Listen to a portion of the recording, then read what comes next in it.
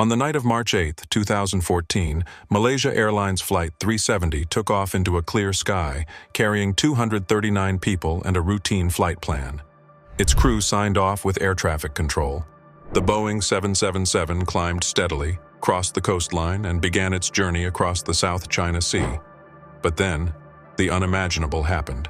The plane vanished. No distress signal, no mayday, no emergency call. One of the most advanced aircraft in commercial service disappeared as if it never existed. For years, the world has been gripped by this enigma. Governments launched the most expensive search in aviation history. Theories bloomed: terrorism, mechanical failure, pilot suicide, even abduction by the extraordinary. But despite debris washing ashore and countless hours of underwater scans, no wreckage has ever been located. Now, a veteran airline pilot, combining satellite data, flight behavior patterns, cockpit protocol, and chilling simulations, has finally uncovered what may be the most plausible and devastating explanation yet. And what he discovered changes everything we thought we knew. This isn't a theory, this is reconstruction, and it leads us directly to the final moments of MH370. The mystery isn't unsolvable anymore. It's been hiding in plain sight. It began like every other flight, a routine pre-dawn departure from Kuala Lumpur to Beijing. Flight 370 climbed to 35,000 feet, cleared for direct routing, and handed off to Vietnamese airspace. But after that final contact, silence. No check-in, no transponder, no radar. The aircraft was gone. For 18 crucial minutes, no one noticed. Malaysia assumed Vietnam had taken over. Vietnam waited for a call that never came. It wasn't until a concerned call from Vietnam to Malaysia that anyone realized an aircraft had disappeared. The first frantic search was centered over the South China Sea, where radar contact was lost, but nothing was found. Then, 5 days later, came a revelation that shook investigators. The Malaysian military had tracked the aircraft reversing course, turning west, crossing the Malaysian peninsula, and heading into the Andaman Sea. The aircraft hadn't crashed after losing radar contact. It was still flying for hours. This was no accident. This was intentional. The first clue that MH370 was not under automated control came from its flight path.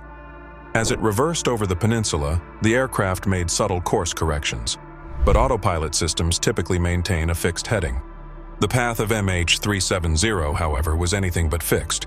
It adjusted to avoid air traffic. It made turns sharp enough to dodge military detection. One of the most compelling indicators of human control came from a maneuver executed just before the aircraft would have entered Thai airspace. A tight 38-degree bank angle, a move uncharacteristic of the autopilot, which typically limits banks to 25 degrees. This turn kept the aircraft just outside Thai military radar coverage. Even more chilling was the simulator data found in Captain Zahari's home. Among hundreds of saved routes, one stood out, a nearly identical path to the presumed flight route of MH370, over the peninsula, into the Indian Ocean, and ending in remote waters. The simulator scenario was loaded just weeks before the flight. The aircraft in the simulation was loaded with an identical fuel amount. The flight plan matched not only in direction but in logic. This wasn't a coincidence, it was practice. There was a narrow window between Malaysian and Vietnamese airspace, where no one was watching. A handover zone controlled by Malaysia but delegated from Singapore, where aircraft were often released early out of habit. It was the perfect blind spot. If the hijacker were the captain, this would have been the moment. Under the guise of routine, he could have asked the co-pilot to step out, perhaps for a coffee or to communicate with cabin crew. Once alone, the cockpit door would be locked. From there, everything could be executed in minutes.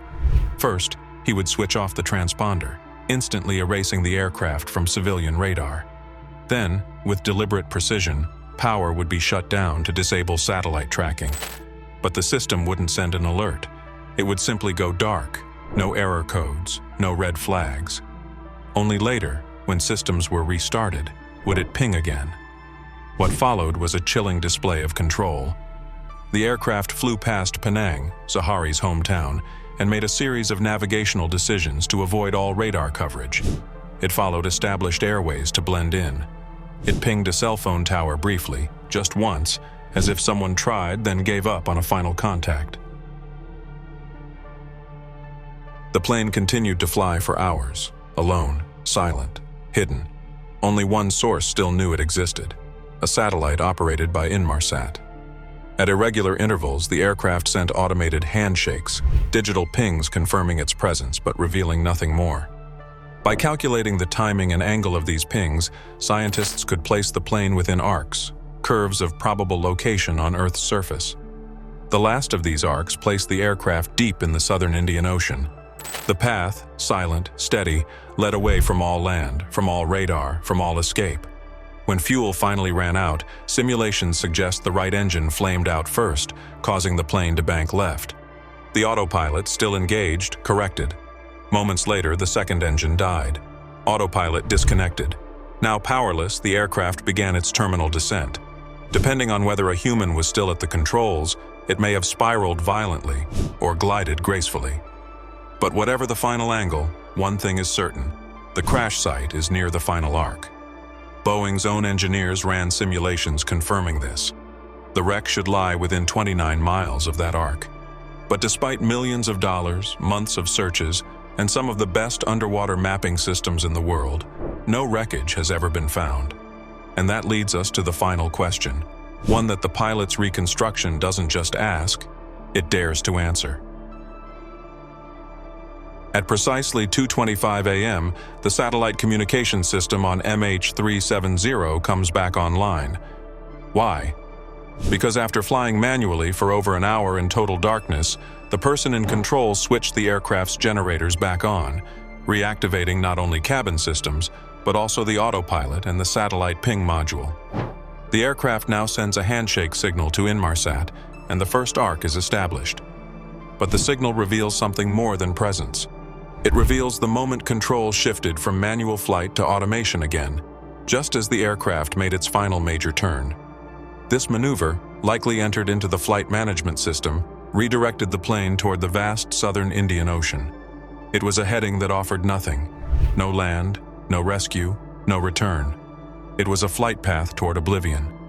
And what makes this even more haunting is how deliberate it was. Military radar caught the plane at the edge of its range, turning west and then south. From that point forward, no further radar contact was made. The plane became invisible once again, except to the Inmarsat satellite, which would continue receiving hourly signals from a ghost gliding through the sky. Every movement of MH370 from that point seems calculated, engineered to minimize detection and maximize disappearance.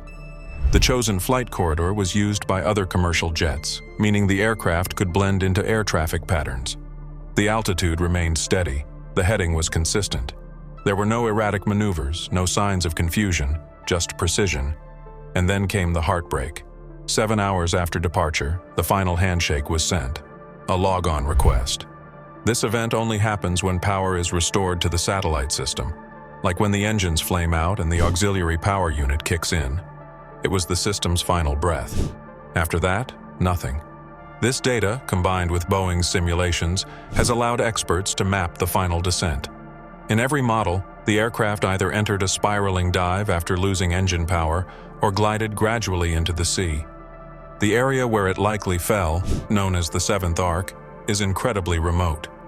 The seabed is jagged and complex, and storms had already passed through the region. Whatever fell into that water may have broken apart and scattered silently across a landscape few humans have ever seen. 2 years after the disappearance, a piece of debris washed ashore on Reunion Island. It was a flaperon, part of a 777's wing.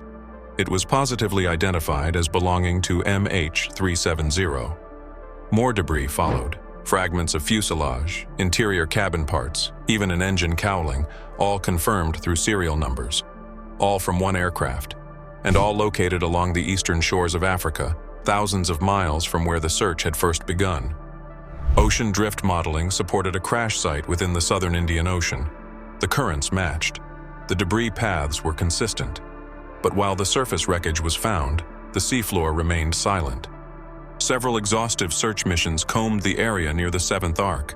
Submersibles mapped thousands of square kilometers. Ships listened for locator beacons. But the wreck itself, the fuselage, the black boxes, remained out of reach. How could this be? How could an aircraft the size of a Boeing 777, one of the most advanced in the world, vanish completely in the age of satellite tracking and real-time surveillance? And yet, that is what happened. Because what MH370 revealed wasn't just a failure of flight, it was a failure of the entire system meant to track it. There was no claim of responsibility, no distress call, no ransom demands, no manifesto. If this was a hijacking, it was unlike any in history. The pilot didn't redirect the plane to a political target. He didn't crash it into a city.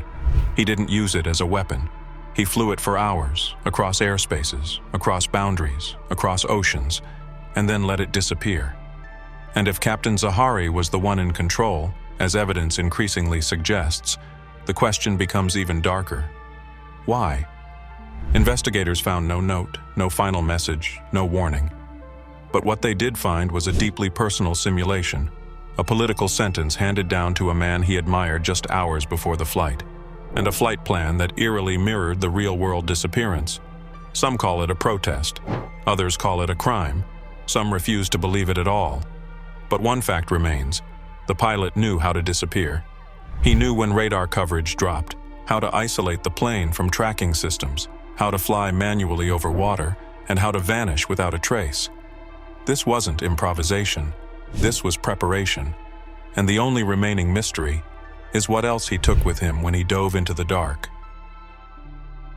For nearly a decade, Flight MH370 has haunted the world like a phantom, an airplane that took off under clear skies and never came home. But now, piece by piece, the silence is breaking.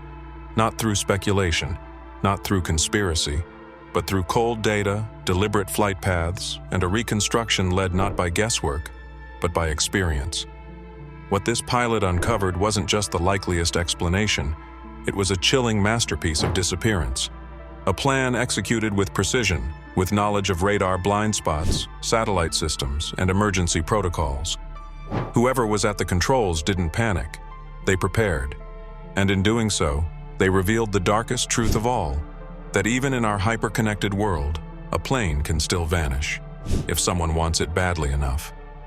But MH370 is more than a mystery.